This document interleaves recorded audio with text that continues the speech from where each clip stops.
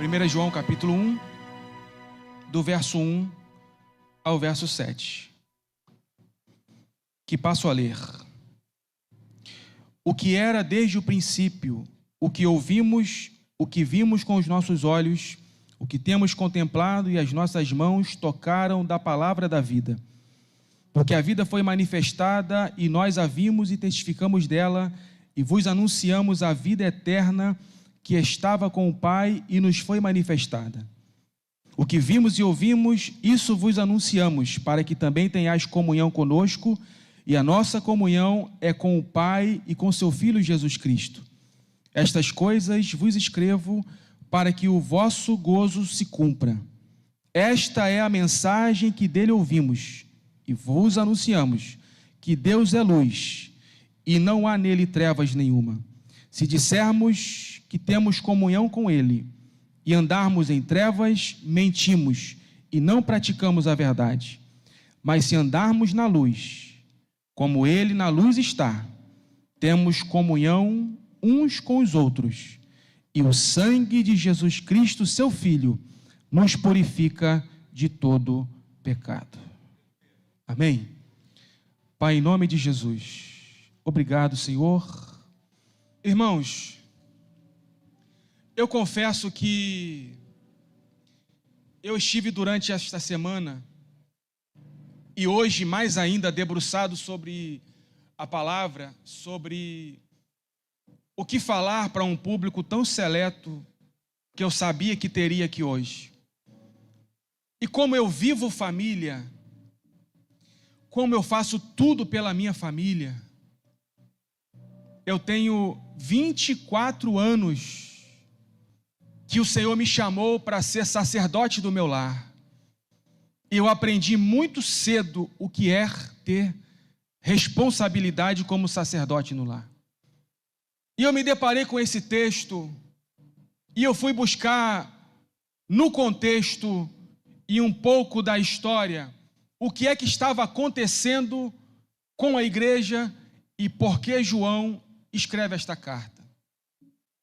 Ela é escrita mais ou menos entre 80 e 90 depois de Cristo. Houve uma perseguição muito grande no ano 70 mais ou menos, onde a igreja recém-plantada, ainda nova, crescendo, caminhando, engatinhando, sofreu uma perseguição absurda.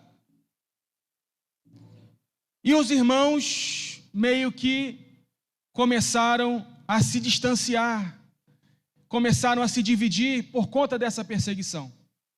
João escreve esta carta porque estava acontecendo algo que estava sendo extremamente prejudicial, porque falsos mestres baixaram o nível e começaram a dizer: você pode até ser cristão, mas pode continuar com as práticas da sua vida antiga. Olha isso. E eles estavam acelerados nesse ensino. Então João os refuta, contrapõe, confronta, dizendo que uma vida cristã é uma vida de responsabilidade. Uma vida cristã é uma vida de obediência. Uma vida cristã é uma vida de sujeição. Lá na nossa igreja nós temos um grupo de homens chamado Homens de Coragem. E nós tomamos uma decisão. Qual? Subir o nível. Porque nós entendemos que podemos ser melhores, inclusive na comunhão. Repita esta frase: onde não há comunhão, mais uma vez, onde não há comunhão, há enfraquecimento.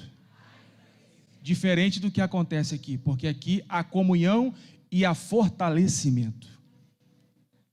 Mas nós entendemos isso e recebemos uma proposta. Irmãos, Deus adora quando você aceita a proposta que Ele faz.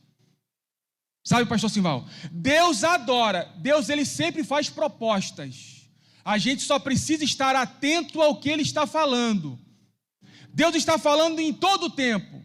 Se nós estivermos na frequência de Deus, você ouve o tempo todo ele falando. Fala comigo assim, ó, eu só preciso ter cuidado com as distrações. Rapidamente um exemplo, você está fazendo comida, o telefone toca, você distrai e queima o arroz. Né? Você está fazendo alguma coisa, o telefone toca, você distrai e queima a carne. Então a distração é prejudicial.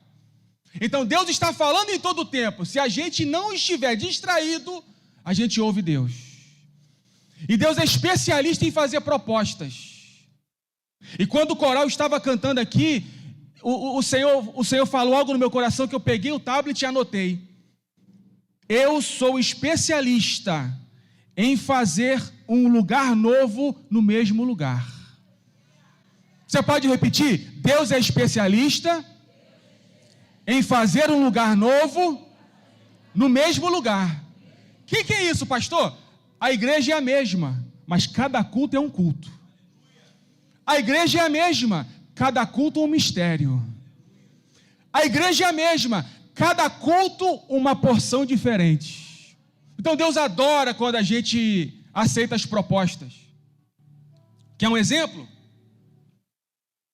Havia um homem que tinha sua vida consolidada. Seu pai era empresário, estava tudo bem. Deus aparece para ele e fala assim, eu tenho uma proposta para você. Qual? Sai da tua terra, do meio da tua parentela, e vem caminhar comigo. A gente vai para onde? Não, eu não vou te dizer agora. Eu quero saber se você aceita a proposta ou não. Porque se você não aceitar, eu vou para outra. Não, eu aceito. A gente vai para onde? Não vou te falar. Eu quero que você acredite que antes de você colocar o pé, eu coloco o chão para você pisar. Antes de você colocar o pé, eu coloco o chão para você pisar. Eu falo de Abraão. Sai da tua terra, do meio da tua parentela e vem para o lugar que eu vou te mostrar. Se você aceitar a proposta, Abraão, tem algo para você. Se você não aceitar, eu procuro outro. Ele disse, eu aceito. Então tá bom. Só porque você aceitou a proposta, eu faço você pai de uma grande nação. Existe uma proposta de Deus para nós aqui hoje. Principalmente para nós homens. Para nós homens. Quando eu disse que nós subimos o nível lá, é porque a gente quer ser diferente. A gente quer ser melhor. Sabe por quê? Dá para ser melhor, irmão. Dá para ser um melhor pai. Dá para ser um melhor filho. Dá para ser uma melhor esposa. Dá para ser um melhor funcionário. Dá até para ser um melhor patrão. Dá para ser o melhor pastor. A gente só precisa querer. A gente só precisa querer. Então a gente tem conversado muito a respeito disso. E um dos versículos chaves nosso é Efésios capítulo 5, que o homem deve amar a sua esposa como Cristo amou a igreja. Amor sacrificial. Sabe por quê, irmãos? Nós entendemos que tudo começa em casa. Quem aqui tem casa? Timidamente, levante a mão. Tudo começa em casa, irmãos. Se em casa está bem, no trabalho vai bem. Se em casa está bem, na escola vai bem. Se em casa está bem, na igreja vai bem. Sabe por quê? A igreja é formada por famílias. Se está tudo bem lá, a tendência é estar tudo bem aqui. Porque é lá que começa tudo. Você vai observar Jesus por diversas vezes falando para pessoas, volta para a tua casa. Vai e volta para a tua casa e conta as maravilhas que Deus fez. Porque o segredo está em casa. O segredo está em como somos em nossa casa.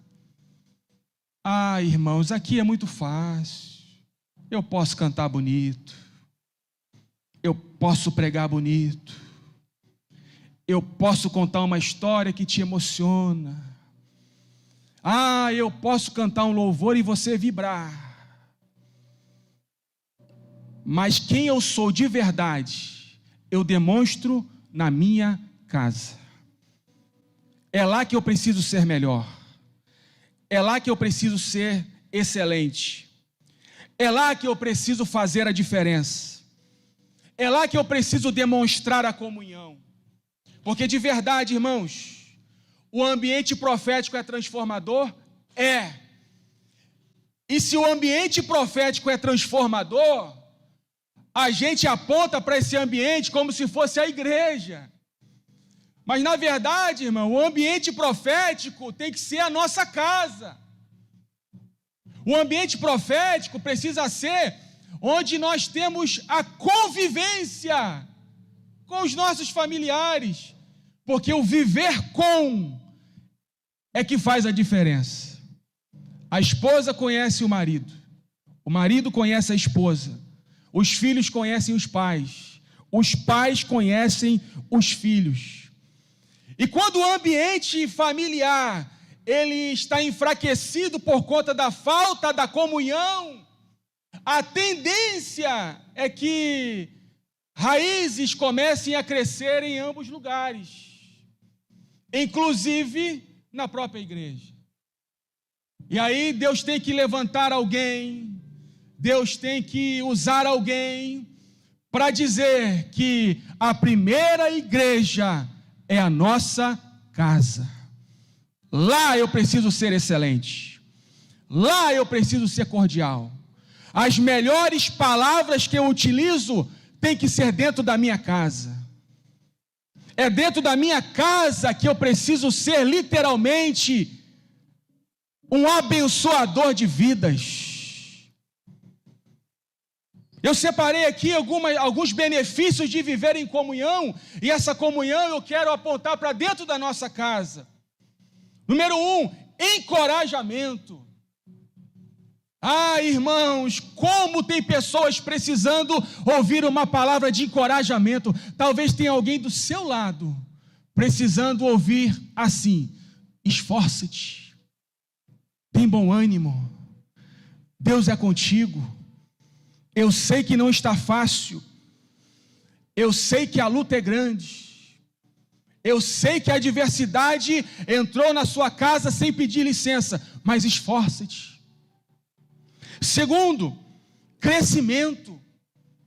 Uma casa que há comunhão, ela cresce, a ponto de alguém olhar e dizer: uau, nunca vi nada assim. 3, ajuda. Ele está sempre pronto para ajudar. Sabe, irmãos, como nós já convivemos há muito tempo, eu sei o que a Carla gosta e ela sabe o que eu gosto. E eu não tenho nada contra quem não ajuda, porque isso vai de cada um. Mas sempre que eu posso, eu pego uma vassoura, eu lavo uma louça, eu passo uma roupa, eu pinto uma parede, eu conserto um rodapé, porque a minha casa precisa ser o melhor ambiente para eu estar. Infelizmente, tem pessoas que saem de casa para trabalhar e não têm vontade de voltar para casa. Por quê? Porque muitas das vezes, dentro de casa, não tem mais prazer de estar. Mas quando a gente divide as questões, quando a gente divide as tarefas, quando a gente entende que a gente pode ajudar um ao outro, as coisas ficam mais leves. Uma outra coisa, força. Quando nós entendemos que a comunhão gera força, a gente não despreza esse poder, porque a comunhão é poderosa. E quinto, o amor. A nossa casa precisa ser um lugar onde se transborda amor. Eu entendo que quando a gente para pensar um pouquinho a respeito do cenário que estamos vivendo, e a gente sabe que o cenário hoje não está fácil, recai sobre nós, pais, principalmente homens, a responsabilidade de assumir o papel de sacerdote do lar. E eu sei, porque eu também não gosto de perguntas pessoais, e eu sei que você também não gosta, mas não precisa engolir a saliva se eu perguntar para você: como está a sua casa? É uma pergunta pessoal, é uma pergunta que às vezes pode até nos constranger, mas a nossa casa, irmãos, precisa ser o melhor lugar para se estar. Ela pode ser simples, ela pode ser luxuosa, mas se ela tiver a presença de Deus, é o melhor lugar para se estar. Em Deuteronômio capítulo 6, o Senhor dá uma ordem, e esta ordem é para aqueles que são responsáveis. Qual ordem? Ensina os teus filhos. Eu sei, irmãos, eu sei, porque a estrutura da Nova Vida é diferenciada. Eu sei disso. Que aqui nós temos uma pedagogia incrível. Nós temos professores incríveis, capacitados e formados para cuidar das nossas crianças. Mas nós não podemos transferir a responsabilidade só para a igreja. Porque quando você chama seus filhos e dá tempo de qualidade para eles, você está imprimindo neles o amor que você tem por Deus e o amor que você tem por Ele. Quando você coloca as mãos sobre os seus filhos e declara a bênção do Senhor, e declara sobre a vida dele que ele vai ser uma bênção. Quando você tira tempo de qualidade para conversar com eles, para conversar com a esposa, e a esposa para conversar com o esposo. Porque hoje, irmãos, a gente está vivendo o tempo da correria. Tudo é correria, estou sem tempo para nada. Eu estou sem tempo para nada. Não, eu não posso. Aí veio a pandemia. E aí todo mundo que dizia não posso, agora pode. Agora a gente parou tudo. E aí, irmãos, a gente percebe, sabe o quê? Que existem pessoas que são simplesmente frequentadores de igreja. Porque literalmente, irmãos, nós não fomos chamados simplesmente para sermos frequentadores de templos. Nós fomos chamados para viver a palavra. Se a sua vida cristã está condicionada a ser meramente frequentador de templo, quando veio a pandemia, acabou. Você vê que muita gente que estava, quando terminou a pandemia, sumiu, não voltou mais. Então nós estamos vivendo um tempo, irmãos, e são tempos trabalhosos. 2 Timóteo fala sobre isso, pastor Valmir. Tempos trabalhosos. Tempos em que você vai ensinar uma coisa em casa, a escola vai ensinar outra, e dependendo do comportamento do seu filho, você pode ser chamado na escola.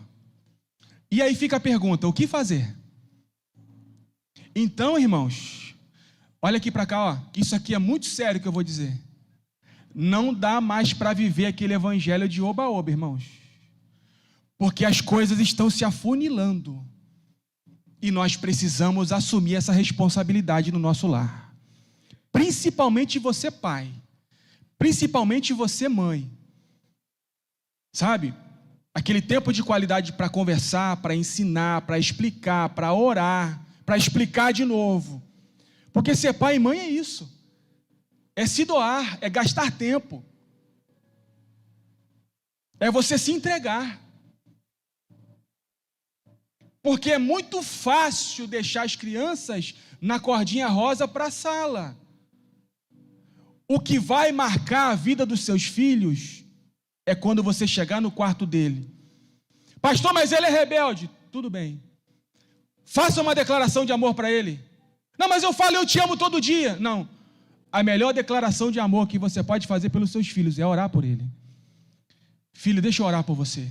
E quando você abre a boca, coloca as mãos e ora, aquilo vai ficar marcado na mente dele.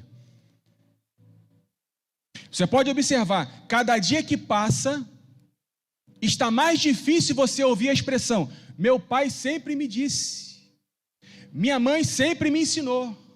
Por quê? Porque hoje em dia, os pais não querem mais ensinar. Os pais não querem mais dizer. Talvez, pastor, seja difícil da gente falar isso. Talvez. Mas o Senhor falou ao meu coração que nós estamos às vésperas de viver um grande avivamento. Mas esse avivamento não é um avivamento onde as pessoas se movimentam. É um avivamento de mudança de vida. É um avivamento onde você aceita a proposta, assume a responsabilidade, muda o comportamento e faz a diferença. Você não vai conhecer o pai dele porque não está escrito, mas o comportamento de Daniel, quando chega na Babilônia, irmãos, denota literalmente que ele foi ensinado. Porque quando ele viu que o ambiente era de idolatria e que o que estava sendo ofertado ia contaminar, o que foi que ele disse? Eu não quero isso. Mas preste atenção no que eu vou dizer aqui. Eu estava ouvindo o relato de um pastor dos Estados Unidos. Ele disse que o filho dele estava estudando numa faculdade lá, não me lembro o nome. E ele disse que junto com os filhos dele, há vários muçulmanos estudando. E ele já mora lá há muito tempo. E ele disse, sabe o quê? Que os meninos entraram muçulmanos, terminaram o curso muçulmanos. Aí hoje os nossos filhos entram na faculdade. Na primeira aula de sociologia, vira a cabeça. Irmãos, tem alguma coisa errada que não está certo. Sabe? Por que que a gente está dando tanta coisa rasa na nossa casa? A gente quer profundidade. Irmãos, tem gente que fala assim, eu leio a Bíblia, mas tem muita coisa que eu não entendo. Não se preocupa com isso não, irmão. Se preocupa com aquilo que você lê, entende e não pratica. É isso que a gente tem que se preocupar. Porque eu não sei se você já parou para pensar, o cenário não está nada fácil para a gente hoje. Então eu vou sugerir para você o que a gente está fazendo lá na nossa casa espiritual. E eu tenho certeza que você já faz, mas é só para lembrar. Resgatar as práticas das disciplinas espirituais. Quais, pastor? Vou destacar algumas. Leitura da palavra, adoração, santificação, jejum. Nós precisamos estruturar nossa vida, nossa casa, o nosso templo do Espírito, porque o dia que nós enfrentarmos uma adversidade, onde a nossa força, a nossa influência, nosso conhecimento for pequeno, você vai ter estrutura, porque você está alicerçado através das disciplinas espirituais. Nós temos falado muito lá, pastor Valmir, sobre uma das inteligências mais difíceis de se encontrar. Colossenses 1:9. Inteligência espiritual. Repita comigo, inteligência espiritual. Eu vejo pelo menos 2 homens que tinham inteligência espiritual: Davi e o apóstolo Paulo. 5 características do homem que tem inteligência espiritual. Número 1, vê o que ninguém vê. Número 2, sente o que ninguém sente. Número 3, discerne o que ninguém discerne. Número 4, faz o que ninguém faz. Número 5, recebe o que ninguém recebe. Isso tudo você se enquadra quando você observa quando Davi vai lutar contra aquele gigante. Ele vê o que ninguém vê, sente o que ninguém sente, discerne o que ninguém discerne, faz o que ninguém faz e recebe o que ninguém recebe. Você já imaginou, irmão, se todos nós tivéssemos aqui hoje esta capacidade espiritual de ver o que ninguém está vendo, sentir o que ninguém está sentindo, discernir o que ninguém está discernindo, receber o que ninguém está recebendo e fazer o que ninguém está fazendo? Por que nem todos recebem? Porque a gente tem que buscar isso. E a proposta de Deus, sabe qual é? Vamos subir de nível? É do tipo assim: eu quero fazer você tocar coisas ainda nunca tocadas. Eu quero você fazer sentir coisas que ninguém nunca sentiu. O pastor me chamou para ministrar na escola dominical. A nossa igreja tem a escola dominical e depois tem o culto. O pastor me chamou para ministrar depois do culto, depois da escola dominical, no culto. E a gente que prega, pastor, a gente tem um sermonário, né? E a gente fica assim, hoje eu vou pregar essa aqui porque vai virar tudo. Eu vou pregar essa aqui porque essa aqui vai explodir. Não, eu vou pregar essa aqui porque o povo vai chorar. Aí eu fui orar. Aí o Senhor falou para mim assim, irmãos, por essa luz, aproxime-se. Eu acordei de manhã, peguei a Bíblia para ler, e muitas das mensagens que Deus me dá é na minha devocional. Por que tem gente que não ouve Deus? É porque não lê mais Deus. O Senhor falou para mim assim, e eu achando que eu estava arrasando, irmãos. Eu achando que eu estava, sabe, no ápice. O Senhor falou assim, aproxime-se. Eu falei, meu Deus, mas a impressão que eu tenho é que eu estou bem, que está tudo bem, Ele disse, eu quero que você se aproxime de mim, porque eu quero subir você de nível, meu filho. Quero fazer você viver coisas novas, no mesmo lugar, porque Deus é especialista em fazer no mesmo lugar coisas novas, amém? Ele pode fazer aqui na nossa igreja, Ele pode fazer na sua casa, é o mesmo lugar, mas você pode viver coisas novas. É o mesmo casamento, mas o Senhor pode fazer você viver coisas novas. Sabe por quê? Porque o ambiente profético é transformador, irmãos. Eu me lembro quando o profeta recebeu de Deus uma missão. Qual? Rodear em volta do vale que estava cheio de ossos. E Deus pergunta para ele, o que você está vendo? Um vale cheio de ossos, sequíssimos. Sequíssimo é superlativo de seco. Os ossos estavam esfarelando. Em outras palavras, Ezequiel 37, não servia para nada. Aí Deus pergunta para Ezequiel, poderão viver esses ossos? Ele diz, o Senhor sabe. Então eu tenho uma proposta para você, profetiza. Profetiza sobre esses ossos, porque o ambiente profético é transformador. Alguém pode olhar para o cenário e ver um cenário de morte, mas se uma palavra profética chega lá, a palavra profética muda o cenário, a história e a situação. De verdade, irmãos, eu sei disso, tem muitas famílias que estão sofrendo. Eu quero encorajar você a sair daqui hoje acreditando que Deus é poderoso para trazer restauração. Ele restaura a comunhão, Ele restaura casamento, Ele restaura a união, Ele restaura a igreja, Ele restaura filhos, Ele restaura homem, Ele restaura mulher. Deus é o Deus restaurador. Agora eu, como sacerdote do lar, o mínimo que eu tenho que fazer é assumir a minha postura. Quando você chegar em casa, você dizer, na minha casa tem um trono. Oh, aleluia. Ah, irmãos, o diabo fica furioso. Sabe por quê? Ele acha que o trono é dele. Porque algumas vezes ele até sentou. Porque com o nosso comportamento, com as nossas palavras, com as nossas atitudes, a gente fala, Jesus, esse trono não é seu. Porque o meu comportamento nega. As minhas palavras negam. O que eu faço nega. O que eu vejo nega. Aí o diabo se aproveita, esse trono é meu. Mas eu quero encorajar você a chegar hoje na sua casa, homem, sacerdote do lar, e dizer na sala da sua casa, aqui tem um trono, e o dono deste trono é Jesus de Nazaré. Que caiam por terra agora os inimigos de Deus, e seja estabelecida a casa do Senhor na sua casa. Deus disse para Ezequiel, então profetiza. Profetiza, e ele começa a profetizar, pastor. E quando ele começa a profetizar, olha que interessante acontece. Estava tudo fora do lugar. Repita comigo, estava tudo fora do lugar. Olha para mim aqui, já viu uma casa com tudo fora do lugar? Não cutuca ninguém não, que vai ficar ruim, irmão. Nem mexe, nem pisca os olhos. Nem pisca, senão vai ficar ruim. Já viu uma casa com tudo fora do lugar? Aí olha o que Deus diz para Ezequiel. Profetiza.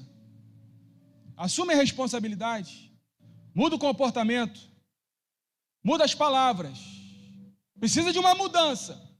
Quando essa mudança chegar, ele profetizou. Irmãos, o esqueleto humano tem mais de 200 ossos. Cada osso se juntou ao seu osso. Repita comigo. O que estava fora do lugar, com a palavra profética, veio para o devido lugar. Você consegue enxergar isso acontecendo, irmão? É como se Deus estivesse dizendo: aquilo que está fora do lugar, eu coloco hoje no seu devido lugar. Ah, pastor, eu preciso acreditar nas palavras proféticas que saem deste altar. Porque Deus fala todos os dias, eu só preciso estar sintonizado na frequência de Deus. Porque Deus está falando, eu vou colocar o que está fora no seu devido lugar. E tem mais, irmão. Ele profetiza cada osso ao seu osso. E aí Deus diz, continue profetizando. Aí na visão, o que é que ele vê? Nervos, carne e pele. Sabe o que Deus está fazendo, irmãos? Além de estar colocando o que está fora no seu devido lugar, hoje Deus ainda acrescenta o que está faltando.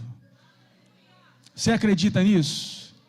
Agora o cenário já mudou, porque a palavra profética tem poder. É por isso que eu quero encorajar você, irmãos. Eu não vim aqui falar nada, uau, pastor. Não, irmãos, o que eu estou falando aqui para você é simples. É o básico. Eu só estou encorajando você porque eu recebi esse chamado. E eu quero transmitir o que eu recebi para você. Assuma uma postura, irmão, dentro da sua casa. Comece a tirar aquilo que você sabe que não glorifica a Deus. Comece a se posicionar contra aquilo que você sabe que entristece o Espírito Santo. Eu não vou dar nomes aqui porque Deus tem um nível para cada um. Para uns Ele deixa, para outros Ele diz que não. Assuma essa posição. E você vai ver que em pouco tempo a ambiência espiritual da sua casa vai ser outra. Aí a coisa vai mudar, vai se inverter. Você não vai chegar aqui, receber para levar. Você vai trazer de casa o que você tem lá. Porque a gente vem para o culto, não, eu vou lá porque o louvor é poderoso. E quando toca o louvor, arrepia tudo, eu sinto aquele poder e vou para casa cheio de poder. Irmão, isso vai se inverter. Quando o louvor começar a cantar, você já está cheio de poder aí. Por quê? Porque isso aqui, a sua casa se tornou essa extensão daqui. Você não precisa receber aqui para levar lá, você vai trazer de lá para cá. É uma proposta difícil de se aceitar, irmão. Sabe por quê? Porque vai chegar amanhã, alguém já vai esquecer. Alguém não vai lembrar mais. Mas a mensagem que eu vim pregar aqui hoje, não é uma mensagem para movimentar ninguém na igreja. É para depois do culto, é você chegar em casa com aquela palavra, martelando na sua cabeça. Sabe por quê? Porque nós podemos ser melhores.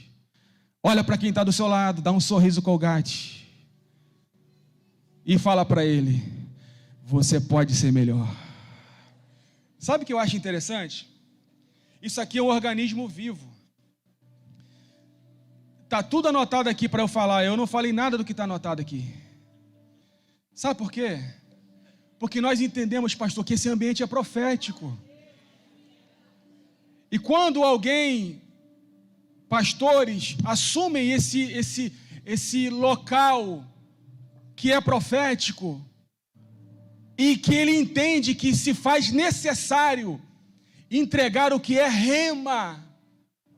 Ah, irmãos, ninguém segura a gente. Sabe, eu fico imaginando, pastor, a gente vivendo esse rema todos os dias. Sabe, chama para o evento, está todo mundo aqui, está todo mundo pronto, todo mundo quer servir. Servir, irmãos, é bom demais. Eu não sei se eu vou ter outra oportunidade para voltar aqui. Está vendo? A sua falta de amém já disse isso. Mas como eu creio que Deus é o Deus da segunda chance, eu vou voltar aqui atrás. Volta aí, Paulinho, tricolor, muda aí. Eu não sei se eu vou ter a oportunidade de voltar aqui de novo. Mas eu vou ministrar uma palavra aqui na próxima oportunidade que eu acredito que não vai durar muito. Não vai demorar muito. Mas eu falei para vocês que eu não vou ter uma segunda oportunidade de causar uma primeira boa impressão, né, pastor? A grandeza do servir. Servir é um presente que Deus deu para nós. Sabe por quê? Porque Deus escondeu presentes poderosos na nossa rotina diária. Mas isso vai ficar para outro dia. Eu queria que você colocasse a mão sobre o coração. Feche os olhos. Já devolvo a palavra ao pastor. Deus, em nome de Jesus.